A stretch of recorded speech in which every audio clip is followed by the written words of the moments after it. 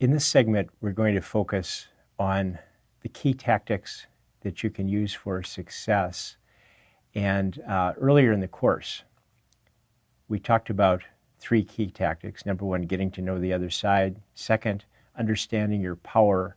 And finally, using psychological tools and avoiding psychological traps.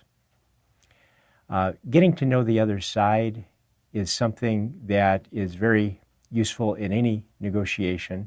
In this particular negotiation, you may have picked a friend as a counterpart for the negotiation, in which case you could probably skip this step since you already know that person. But if you picked somebody who you didn't know before, then it always makes sense in any negotiation, dispute resolution or deal making, to spend some time getting to know the other side before you start talking about the actual details of the negotiation. As we discussed earlier, this is more difficult in some cultures than in others, but it's a very worthwhile exercise. Okay, second piece of this is understanding your power. And as we discussed in the course, there are a couple of elements of power. One element is the ability to ask questions and to listen carefully to the answers. And so in this case, in this negotiation, did you ask questions? And did you listen carefully and gather information? Because in a general sense, information is what gives you power in a negotiation. It's not talking, it's not trying to persuade the other side, it's listening carefully and gathering that information. For example, if you were Pat in this case, did you ask Tracy about the uncle? What's the name of your uncle? How old is your uncle? How long has your uncle been in the house? Why is the uncle selling? If you ask this type of question, then you can quickly put together a picture showing old person, bad health, rundown house, needs to sell. And that's going to be very useful information in your negotiation, especially when you move to the next aspect of power, and perhaps the most important aspect, and that's your BATNA strategy. Because the piece of information that specifically gives you power relates to BATNA. And so in this case, first of all, were you able to find out what their BATNA was and how powerful they are?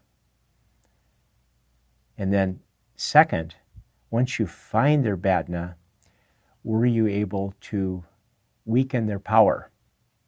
So, for example, let's say you're Tracy in this negotiation, and you learn that there's a company involved, and that if the company doesn't buy your property, they're going to buy another piece of property on Main Street for $265,000. Now, think of how you can play with that information to weaken their power. If you're Tracy, you're going to say to Pat, now, let me see if I have this straight. You're a large multinational company. You're coming into our little community. And the very first thing you do to build your corporate headquarters is buy a beautiful, well-maintained house on Main Street in a residential area, and you're going to flatten that house and cover the lot with asphalt and turn it into a parking lot. Can you imagine how outraged the people in this community are going to be? There are going to be protests. You're going to lose any goodwill right off the bat. It's going to destroy your business opportunities. That's how you play with their sense of their BATNA. That's how you play with their power, how you weaken their power.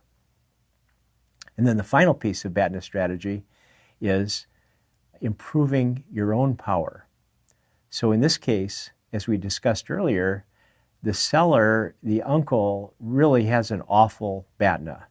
We have an elderly man, bad health, rundown house, no other buyers. So what you should do to improve your BATNA is obviously find other buyers. So number one, if I were the uncle or if I were Tracy, I'd start by touching up the house. I'd buy some cans of paint and paint the house, do it myself if I had to try to make the house look better. Number two, I would actively search for other buyers. It sounds like the owner, the seller, has been very relaxed about finding other buyers. So I would start by putting an ad in the paper or elsewhere saying the home is for sale by owner, or taking it a step further, obviously, hiring a broker who could generate interest in the house and bring in other buyers, which then improves my power and strengthens my BATNA. So that's your power strategy. That's specifically your BATNA strategy in this negotiation.